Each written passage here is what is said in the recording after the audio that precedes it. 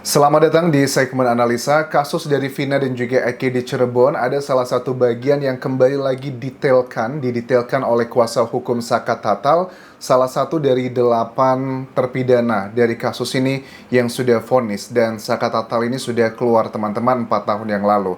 Di sini dikatakan bahwa Titin Prialianti, kuasa hukumnya Saka Tatal, bahwa kejadiannya kalau dilihat dari fakta persidangan di hari Sabtu malam ya, tanggal 27 Agustus 2006, antara kejadian karena ada satu saksi yang dia ini mengaku teman dekatnya Eki dan baru saja ngobrol ketemu itu jam 21:15 waktu Indonesia Barat.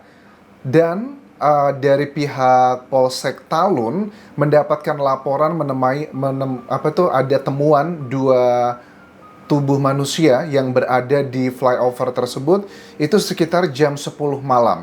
21:15 menuju 22:00 itu jaraknya hanya 45 menit. Nah, bagian ini adalah bagian yang akan kita coba dalami. Apakah memang ini murni kecelakaan tunggal ataukah adalah sebegitu jagonya si para pelaku hingga membuat framing tersebut. Sebelum kita lanjutkan, ini adalah bagian detail dari berita acara pemeriksaan. Kita paham dari kuasa hukum Titin baru sekarang lebih mendetailkan karena kan juga butuh waktu ya untuk ngebaca BAP yang merupakan yang BAP yang ada di surat dakwaan. Salah satu hal yang juga untuk mengurai apakah ini masuk akal atau tidak, kita coba dengarkan lagi statement dari Saka Tatal. Ini dalam statement kronologi ini dia lebih detail, karena kan di awal-awal wawancaranya di Metro TV kalau nggak salah pertama kali, kita kan masih belum begitu detail jamnya jam berapa, kejadiannya seperti apa. Tetapi di sini ada bagian yang sudah sangat detail bahwa di waktu malam kejadian itu saya lagi di rumah dari sebelum maghrib sampai jam 10 malam. Saya itu ngisi bensin motor paman saya, terus saya nganterin motor tersebut ke paman saya di SMP Negeri 11. Saya samperin, sudah ada teman saya itu udah ditangkap. Nah, ini kan kalau Saka Tatal bilang adalah jam 10 malam. Apakah hal yang wajar menurut kalian ngisi bensin itu jam 10 malam? Terus juga ini banyak yang cukup aneh sebenarnya keterangan dari Saka Tatal. Apakah ini karena faktor sudah lama dia lupa atau ada sesuatu hal yang I don't know. Coba kita simak dulu cuplikannya berikut ini teman-teman. Waktu di malam hari itu, di malam kejadian saya posisi ada di rumah sama paman saya, kakak saya, sama teman-teman saya. Sebelum maghrib sampai jam 10 lewat. Main ke rumah nenek saya. Paman saya nyuruh adiknya minta saya mengantarkan dia mengisi bensin. Habis itu saya mau ngisi bensin. Habis ngisi bensin, saya kan langsung menuju ke pom bensin. Habis setelah selesai diisi, motornya minta dikasihin ke paman saya. Saya mau ngasihin. Posisi orang yang punya motornya, paman saya, ada di SMP 11. Saya mau ngasihin ke situ, saya menyangka. Oke, berarti penangkapan itu bukan di hari yang sama dengan kejadian penemuan dua sosok jenazah tersebut ya teman-teman. Itu adalah bagian yang harus kita clearkan. Pas mau nyamperin, udah ada teman-teman saya yang lainnya itu, paman saya yang termasuk yang punya motornya, udah ditangkap. Saya malah nyamperin, mau ngasihin motor. Saya pas mau ngasihin motor, tiba-tiba langsung ditangkap juga tanpa penjelasan apapun. Oke. Itu adalah bagian yang sudah kita dengar berkali-kali karena bagi kita juga heran ya. Saka Tatal kan sudah bebas sekarang. Kenapa dia nggak melanjutkan hidupnya saja tapi malah dalam tanda kutip memancing gitu kan ya. Aku yakin dari Polda Jawa Barat pun sekarang sedang pusing sekali bagaimana harus menjelaskan ini ke masyarakat. Kita lihat juga dari sejumlah media pada saat dari Polda Jawa Barat ditanyakan bagaimana reaksi pada saat mantan narapidana ini keluar dan mengatakan bahwa dirinya itu hanyalah korban dari rekayasa kasus. Ini masih didalami lebih dalam karena kita nggak bisa pungkiri tren dari masyarakat yang percaya dengan keterangan Saka Tatal itu setiap hari semakin banyak sih teman-teman. Walaupun ada juga banyak yang tidak percaya. Salah satunya bilang bahwa itu buktinya ada foto Saka Tatal bareng sama Eki atau Egi. Bagi aku untuk foto-foto tersebut masih belum bisa diklarifikasi kebenarannya ya. Karena kalau itu memang Egi, kan Egi aja dari DPO masih belum tahu fotonya seperti apa, kok di netizen sudah ada foto itu.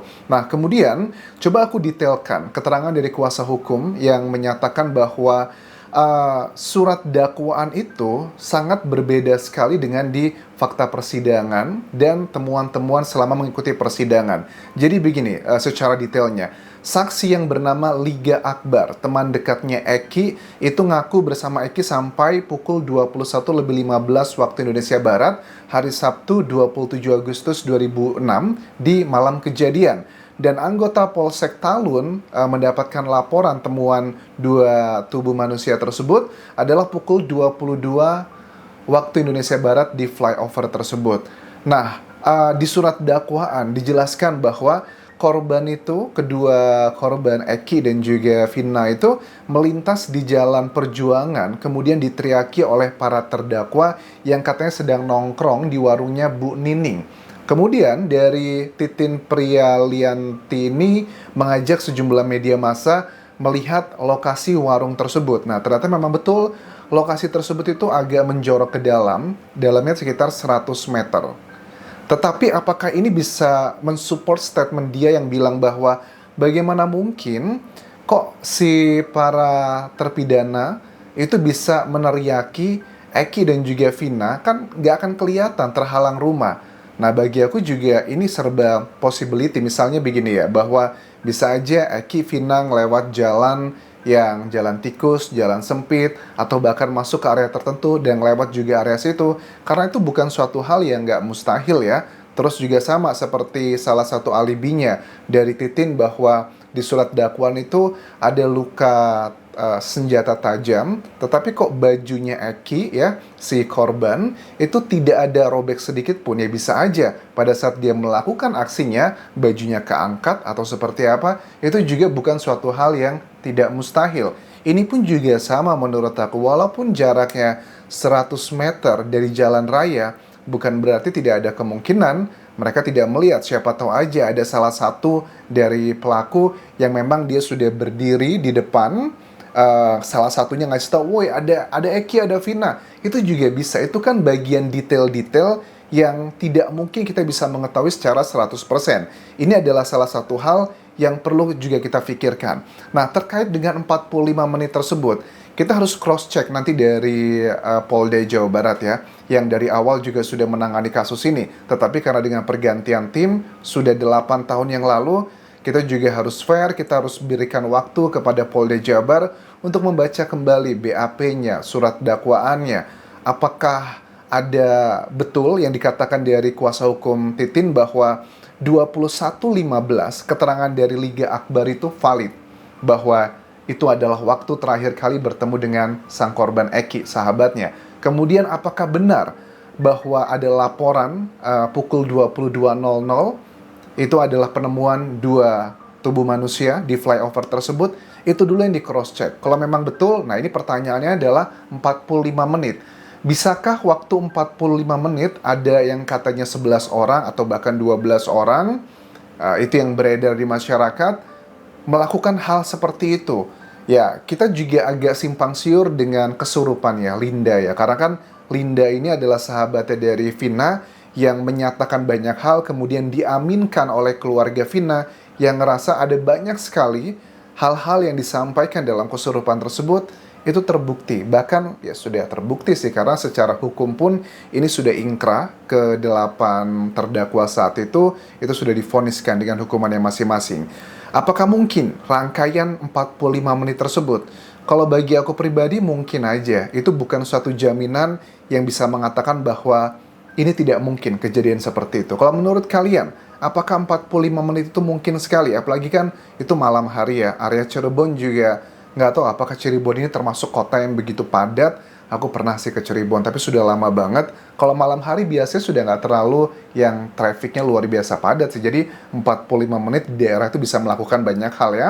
Petugas yang pertama temukan noda merah di bawah tubuh masing-masing Eki dan juga Vina, itu clear juga menemukan ada serpihan dari bagian tubuh mereka di tiang-tiang yang ada di PJU di sana. Ya, mereka berusaha membuat narasi dari dulu sampai sekarang aku tangkap bahwa mereka punya keyakinan dari kuasa hukum para terdakwa saat itu bahwa Eki dan juga Vina itu murni karena mengalami laka lantas aja, tidak ada unsur pidana di situ. Tetapi serba salah ya, tapi sudah ada putusan ingkrah. Masa sih dari pengadilan dan juga penyidik bisa ngerubah semua itu? Karena kan ada beberapa, dalam dunia hukum itu ada 5 jenis alat bukti, teman-teman. Dibutuhkan 2 alat bukti untuk menentukan satu orang sebagai tersangka. Ada keterangan saksi, ada keterangan ahli, ada keterangan terdakwa, petunjuk dan juga surat. Petunjuk itu adalah gabungan di antara 2 alat bukti yang aku sebutkan tadi.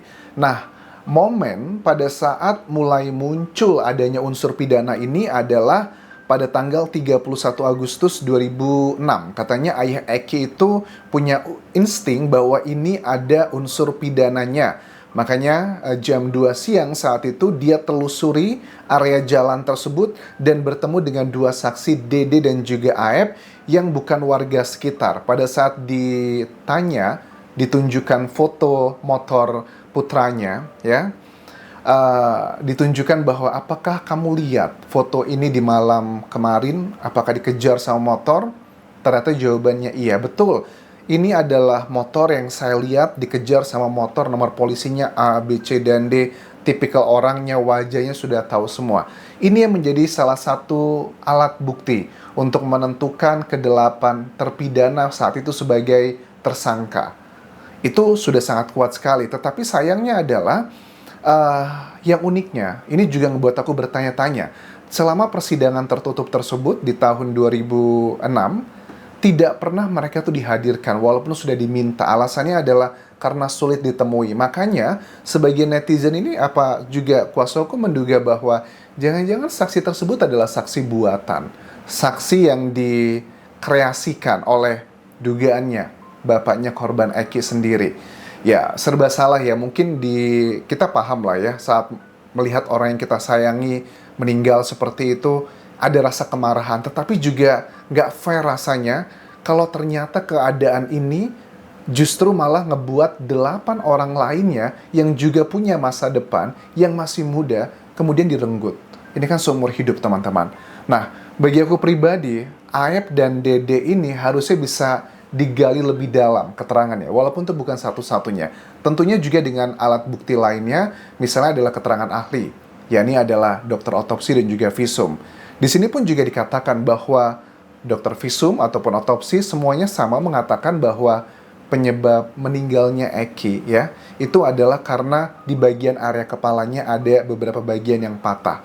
Tetapi di surat dakwaan itu katanya adalah tusukan. Ini sudah aku bahas di video sebelumnya. Ini juga unik karena tidak ada luka tajam, tapi ada seperti itu. Kemudian kan dikatakan bahwa senjata tajam tersebut adalah milik dari salah satu terdakwa yang sebenarnya bukan hubungan dengan kasus ini, yang namanya kalau nggak salah Ucil ya, salah satu terdakwanya. Katanya adalah berbeda kasus menurut kuasa hukumnya, tetapi malah dialihkan ke sini gitu. Oke, serba salah ya, karena ada juga salah satu hal yang aku lihat di sini, strategi kayak dari kuasa hukum mereka ini, mereka berusaha memunculkan rasa humanis gitu kan ya, di media massa. Kayak misalnya ada salah satu terpidana yang Sudirman, bapaknya terus juga ada saudaranya datang ke rumahnya Bu Titin, kuasa hukum ini, karena mereka katanya ketakutan. Mereka didatangi ada banyak orang ke rumahnya menanyakan banyak hal terkait dengan peristiwa ini yang kembali viral. Nah, mereka juga berasal dari keluarga yang sangat pas-pasan, bahkan dibilang bahwa kapan terakhir kali ketemu sama Sudirman ya namanya kalau nggak salah, yang diduga katanya adalah kayak ada gangguan mental. Katanya sudah lama, udah setahun yang lalu. Terus kenapa kok nggak dijenguk? Ya kalau dijenguk di sana kan harus bawa-bawa, uangnya nggak ada. Nah, bagian-bagian ini yang sisi humanis, sisi romantismenya, ini kayaknya juga diangkat oleh kuasa hukum Titin Prialianti ini. Well, kalau memang betul mereka adalah korban dari salah tangkap, ya semoga segera terbukti. Tapi kalau ini mereka adalah pelakunya memang, tapi mereka sedang bermanuver memanfaatkan keviralan untuk bebas dari hukuman, Mudah-mudahan dari tim penyidik Polda Jawa Barat pun pada saat nanti memberikan klarifikasi punya jawaban-jawaban yang mantap. Oke? Itu dulu yang bisa aku update terkait dengan peristiwa ini. Sampai ketemu lagi di video berikutnya. Tinggalkan like dan juga komen, subscribe channel YouTube ini, follow Instagram, Facebook dan juga akun TikTok Udian Jasa Sumara. Sampai jumpa.